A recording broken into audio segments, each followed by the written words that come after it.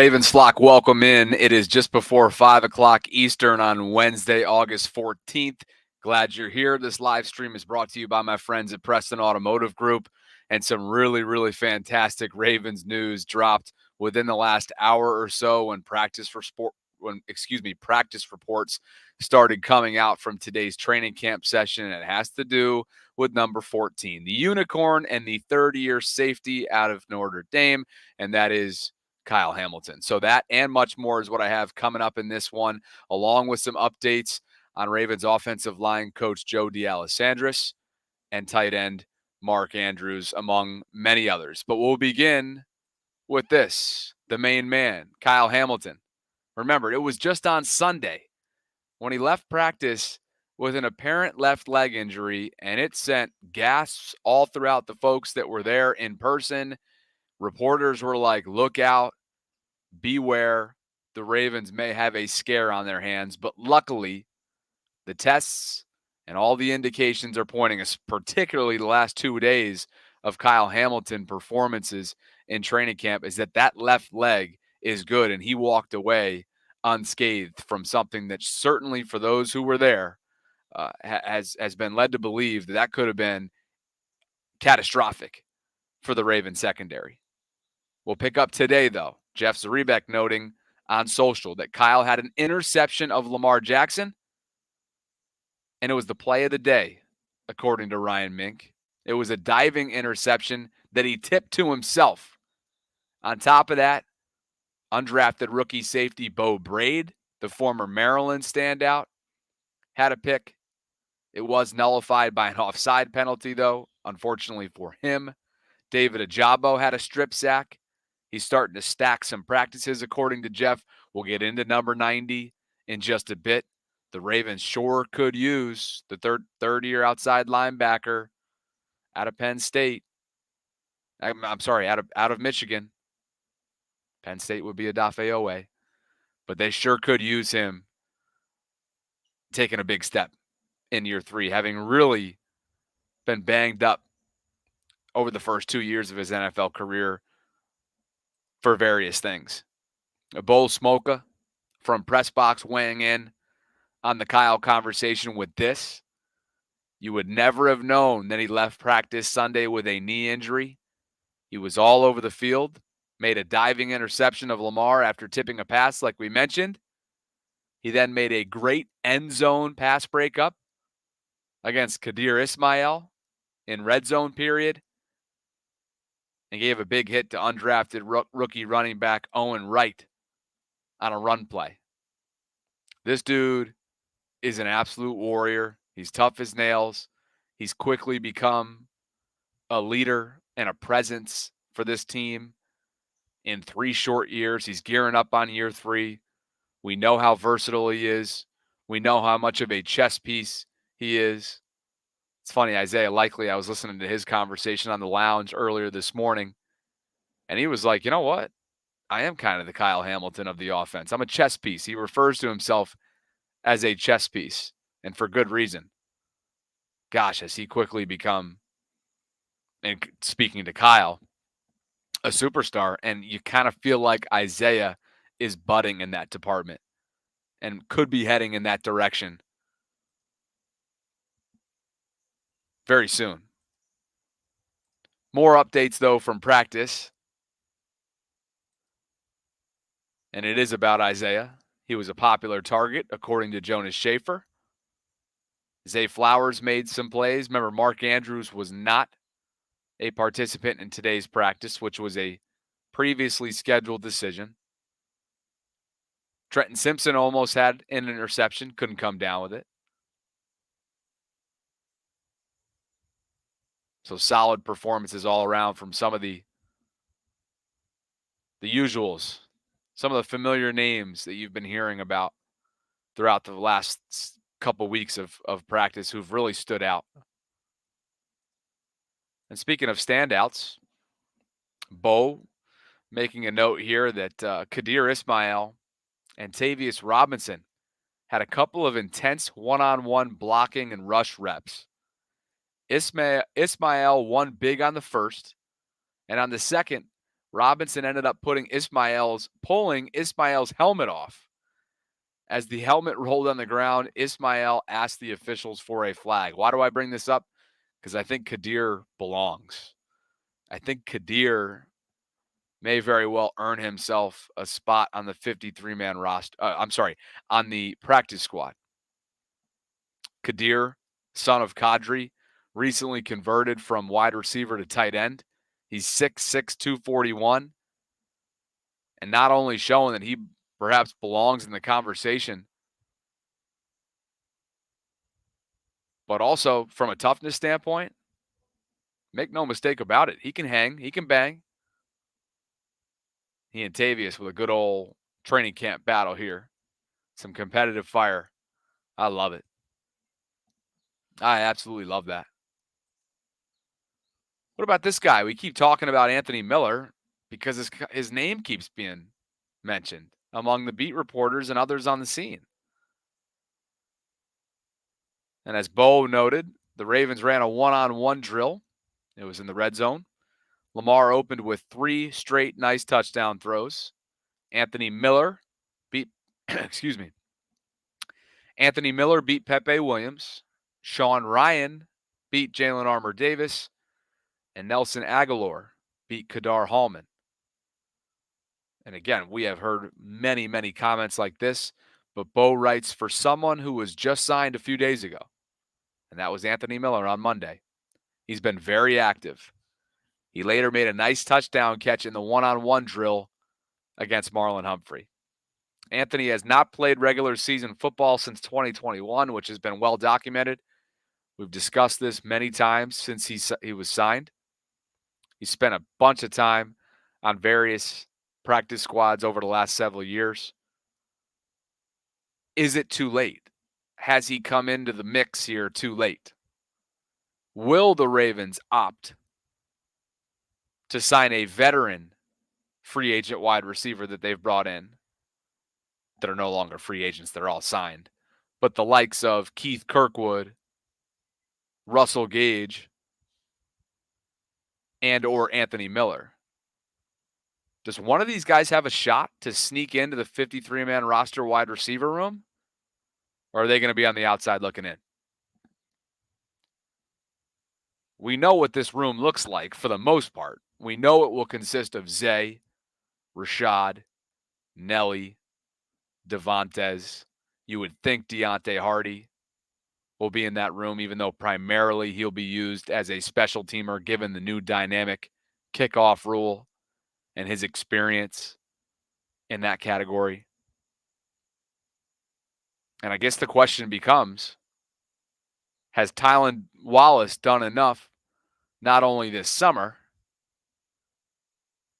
but his track record in the past to earn a spot over those 3 names that I mentioned?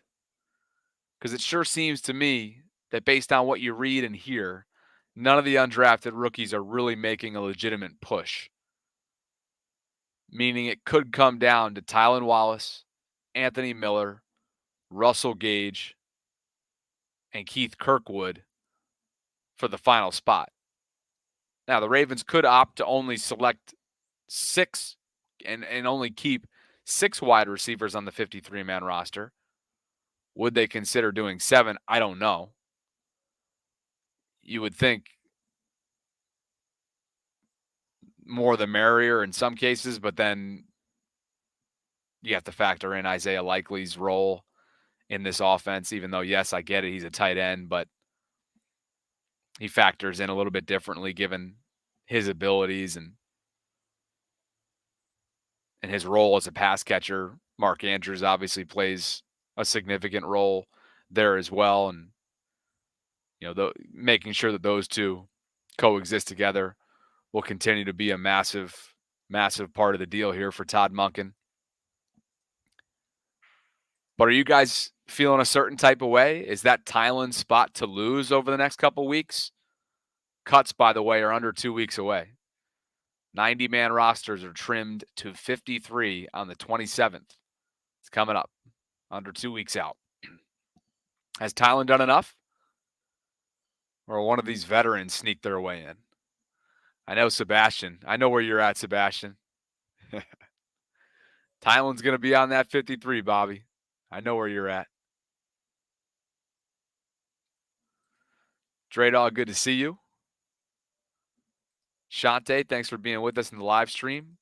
Kovalov, checking in. We're checking in. Appreciate you. It was a very heart attack-esque day in Ravens country, which I'll explain coming up in just a bit, just in case you have been living under a rock today. Tila weighing in. What's up, Tila?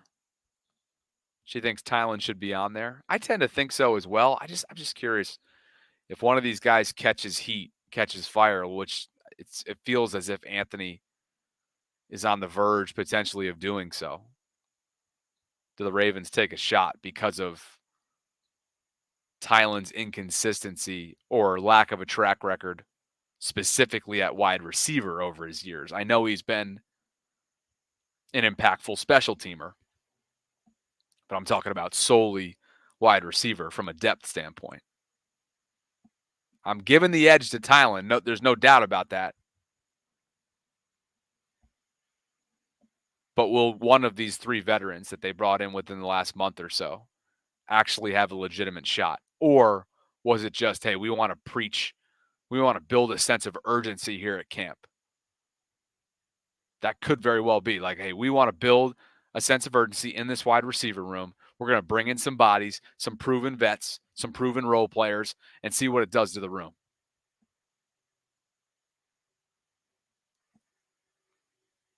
Speaking of the room and one of the locks, that is Rashad Bateman. Bo chiming in with this observation from today. On a deep ball from Lamar to Rashad down the left sideline, Brandon Stevens got a hand in to break it up. What really stands out watching Stevens day after day is his sheer competitiveness on every rep.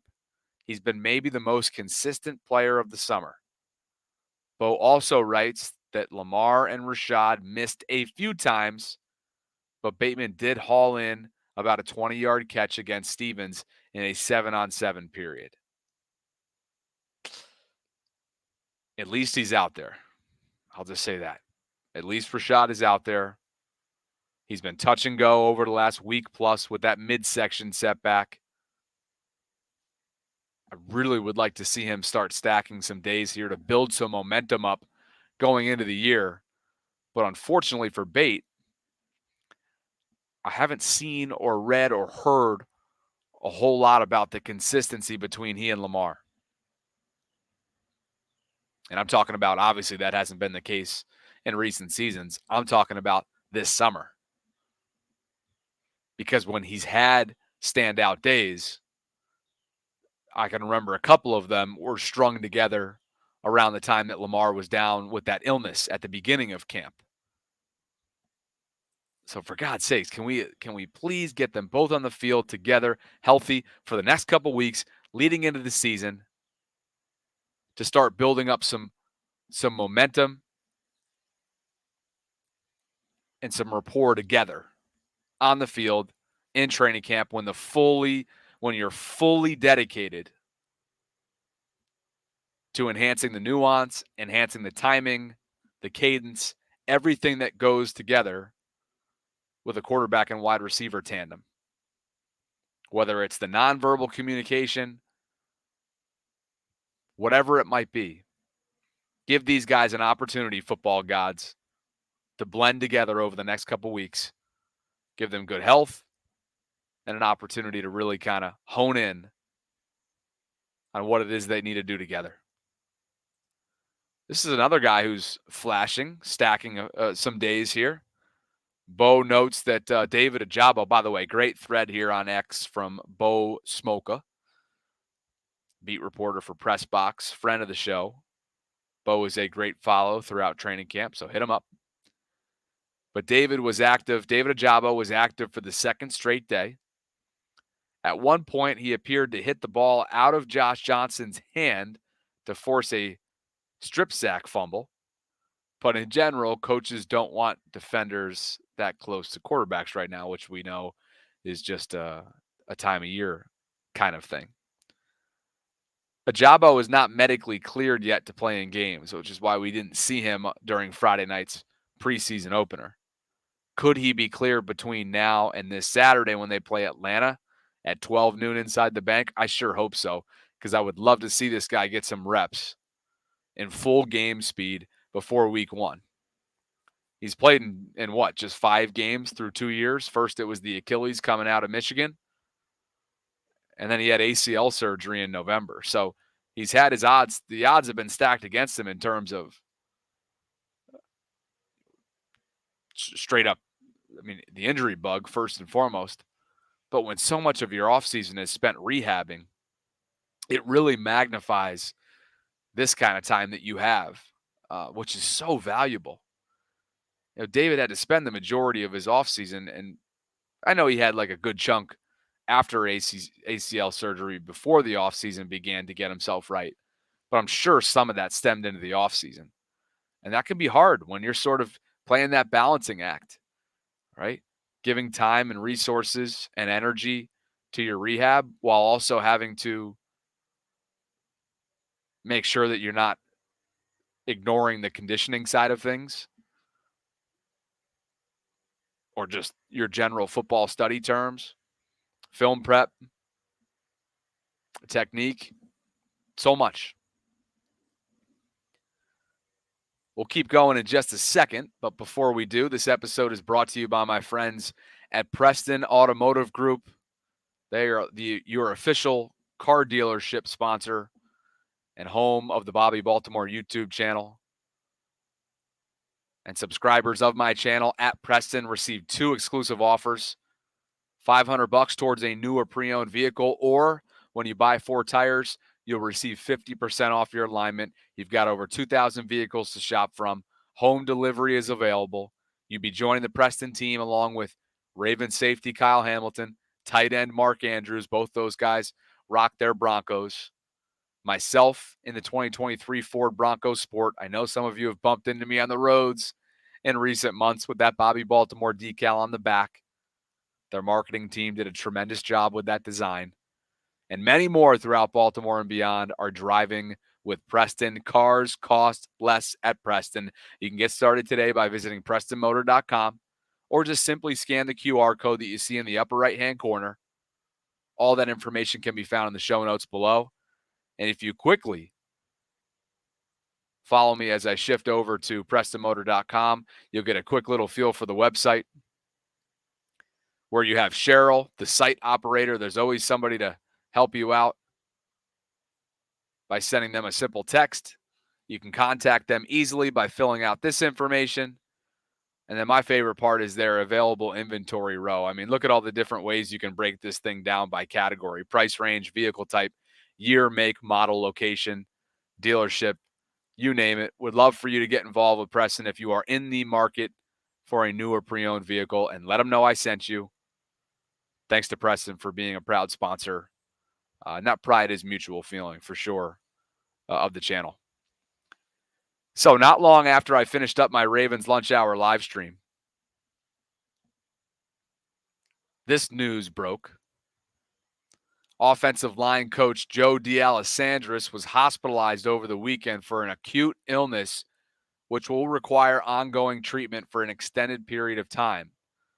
This statement is courtesy of the Ravens, in which they write, "The hearts of the entire organization are with Joe D and his family, and we will continue to support them throughout his recovery." And there's Joe D right there. And I will tell you, having a personal relationship with Coach, I'd be hard-pressed to find somebody that is a better human, a more warmer person. He just has a certain warmth to him. He's just a sweet, sweet man. And damn it, does he know how to coach and configure NFL offensive lines. He's been doing it in Baltimore for an extended period of time. He is a great, great person. The Ravens will miss him dearly while he's out. I often ran into Joe before his wife passed, who was bound to a wheelchair in the Fells Point area. And I can't tell you how much I enjoyed spending time with them, even if it was just a quick little 5-minute discussion. He is an ambassador for the game, just an awesome, awesome guy who can relate to his players and get the most out of them and develop. That's what Joe D does best, and that's why he's still in the NFL, because he develops. And so, some big shoes to fill for George Warhop. The Ravens noted, in the interim, we welcome George to our coaching staff. With expertise in guiding top-level offensive linemen, his dedication and strong character will continue to develop our offensive line during Coach D's absence. They also write, too, Coach is widely respected and cherished in our organization. As he focuses on his health, we offer him unwavering support, and I think we can all send him our best wishes as well, just through positive energy, because he has been that kind of guy for this team. As for George Warhop, George is 62. He's been around the NFL for a very, very long time. Most recently, he was the offensive line coach in Houston for the Texans in 2022. Prior to that, he was in Jacksonville for 3 years. The guy's been in the NFL pretty much his entire career. So much of his life has been spent in the NFL. He got his first start in the NFL for the then St. Louis Rams. That was back in 96 and 97. From there, he went to Arizona for 5 years. This is all as offensive line coach. Arizona, Dallas, San Francisco, Cleveland, Tampa Bay, Jacksonville, and Houston. So if you don't think this guy's prepared to take over an offensive line opportunity, think again. The Ravens will be in good shape in that department while they wait for Joe D to get back and get himself right. Wishing you the best, Coach. Just an awesome, awesome guy. And I ask if you could all please keep Joe D and his family in your thoughts and prayers as he battles.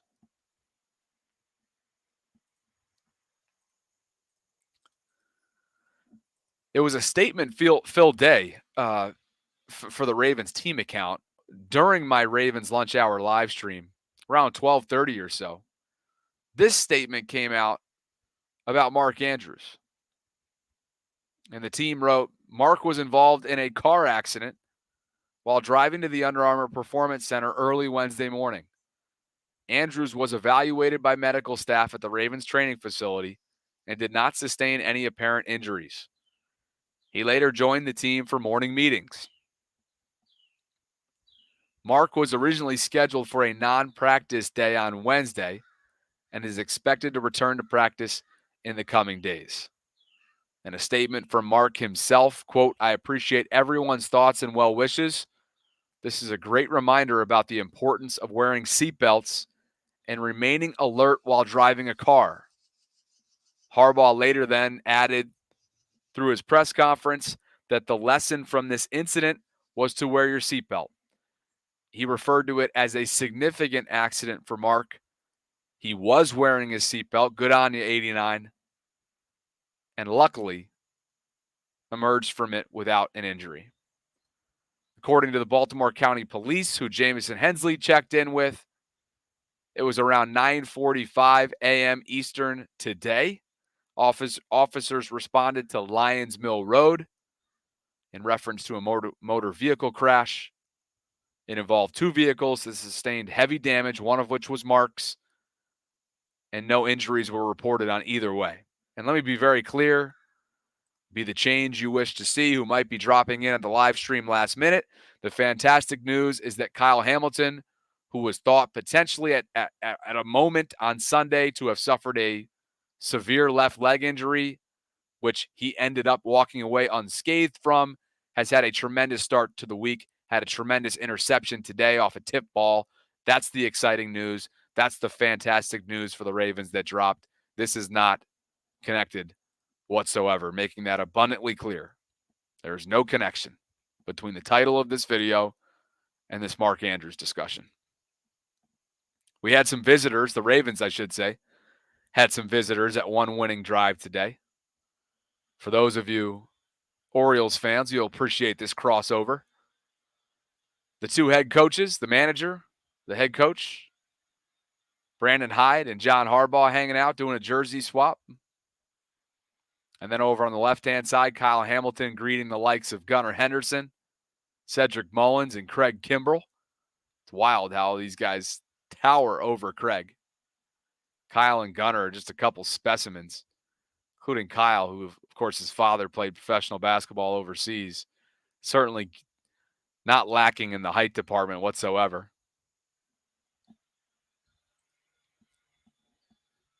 And there they are catching up for a little bit here. Marlon hugging Gunnar, a couple of Southern boys. Would love to know what they're chatting about. Shooting the you-know-what. Well, it feels like 2021 in Baltimore for Minnesota probably right now. Not only did Jordan Addison, their wide receiver, go down today, although that doesn't look to be as serious as this, but their first-round quarterback, J.J. McCarthy, who was in a camp battle, if battle's the right word, you never know. He may have had QB1 locked up over Sam Darnold.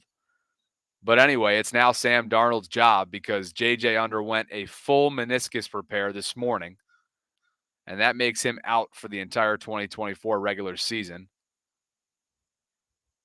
It was done by, well, not that you care, but it was done by Dr. Chris Larson at Twin Cities Orthopedics, and it gives JJ the best chance at a long, successful career. Had a great start to the preseason. It sure looks like he could very well have been in the driver's seat to be QB1 week 1 for Minnesota. Instead, it's shut down. And I think we all remember all too well what the 2021 summer was like in Baltimore for the Ravens, do we not? We definitely remember that.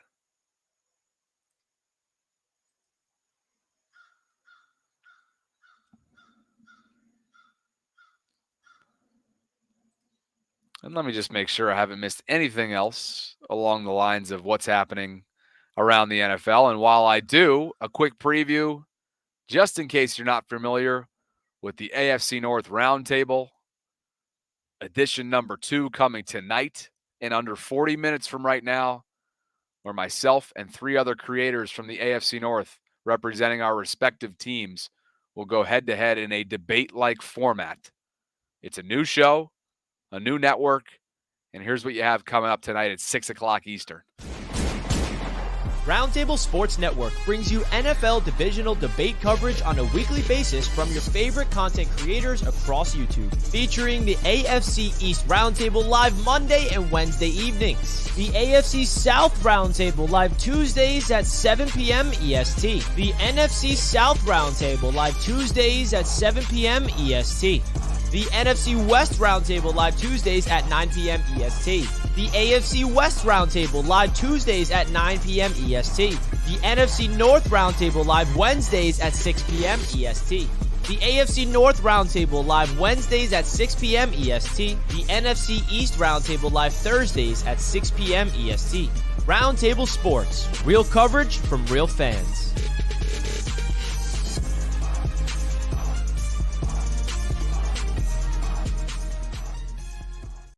All right, so that's coming up in just over 30 minutes from right now. You can tune in, and I'll drop the link right now in the live chat. Would love for you guys to come support me and hang out from 6 to 7. I'm dropping in the live chat now. You guys were really, I think you really made yourself heard, by the way, last week. I could tell. There was a good contingent of Ravens flock in there. And we're definitely going to have some fun with this guy, Zim. I see a lot of you getting after Zim right now in the live chat. You're ready to eat him alive tonight, aren't you? All in good fun, of course. We will have some good back and forth, and I will be ready to go.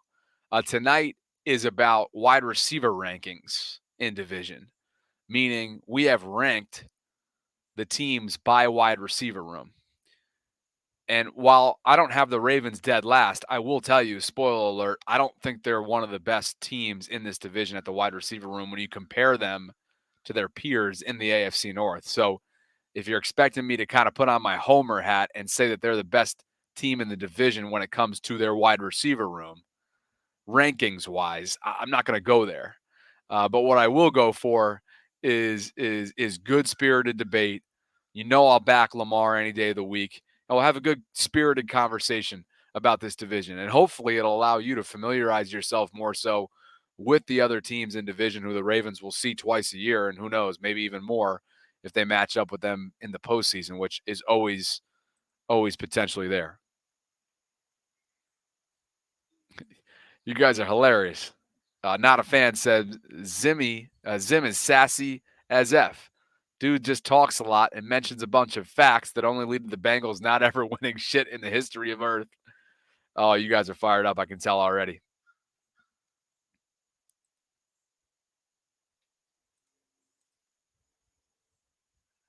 Yeah, I mean, it's pretty obvious, right, that the Ravens wide receiver room is lacking compared to other teams and has been lacking, and it's all because of, let's be clear, a team philosophy that hasn't exactly invested in the position over the years.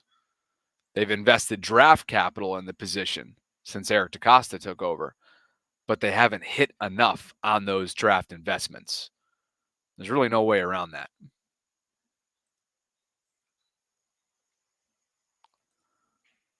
Steve and Deborah, thank you both. This is your monthly shout out because of your support that you give me through Patreon. I appreciate you guys for the love. If you're interested in doing the same, visit patreon.com/Bobby Trosset. You can learn more in the show notes below. You can join the Bobby Baltimore Discord server in the show notes below. It's a 24/7 hub for conversations surrounding Baltimore sports. Would love for you to like this video if you enjoyed it. Subscribe to the channel if you haven't already done so, and hit that notification bell so that you can be notified when I'm dropping my live content. I've got about 30 minutes to get ready for this roundtable. I dropped the link in the live chat. If you want to go find it yourself, you can just go directly to AFC North Roundtable on YouTube. It'll come right up. And hopefully you guys come out in droves tonight. Should be a good time. Thank you to Preston Automotive Group for sponsoring this episode and my entire channel all season long. We're gearing up for football. Preseason football will be Saturday at noon, but we got a lot to get into before that. Later, guys. Appreciate you for dropping by.